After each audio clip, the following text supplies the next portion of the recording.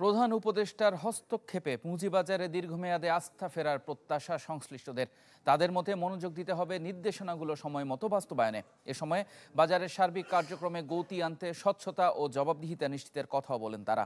মইনুল হাসানের প্রতিবেদন। অন্তর্বর্তী সরকার দায়িত্বের ৯ মাসেও ঘুরে দাঁড়ানোর কোনো লক্ষণ নেই পুঁজিবাজারে। উল্টো এই সময়ে সূচক কমেছে প্রায় ৮৫০ পয়েন্ট। একই সাথে বাজার মূলধন খোয়া যায় ৪৫,০০০ কোটি টাকার উপরে। এমন বাস্তবতায় পুঁজিবাজার উন্নয়নে হস্তক্ষেপ করেন খোদ প্রধান উপদেষ্টা।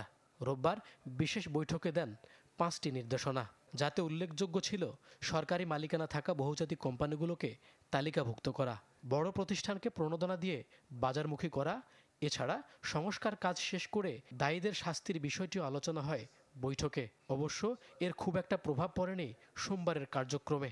কারণ আমরা মার্কেটে পালস বুঝি, we are in the market, we are the market, we have invested all our money there, so this is our life.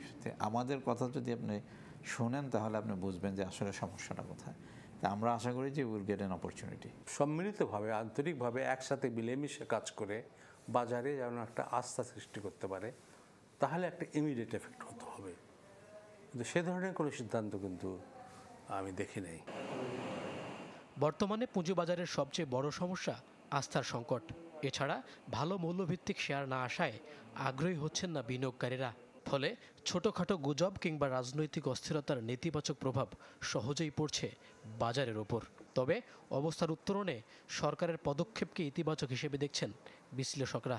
বলেন, নির্দেশনা বাস্তবায়িত হলে বদল আসতে পারে দীর্ঘমেয়াদে।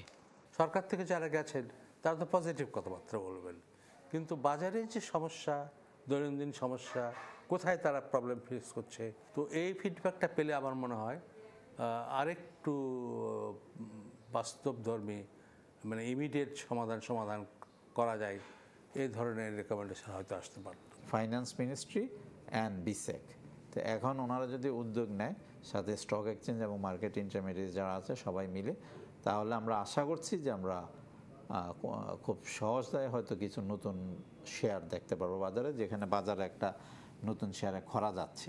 ৩ সপ্তাহ ধরে ডিএসইর সাধারণ সূচক অবস্থান করছে ৫,০০০ পয়েন্টের নিচে। গতি নেই লেনদেনেও। মইনুল হাসান, চ্যানেল 24, ঢাকা। ঢালাইয়ে দৃঢ়তা, নির্মাণে নিশ্চয়তা, প্রিমিয়ার সিমেন্ট, ঢালাইয়ের রাজা।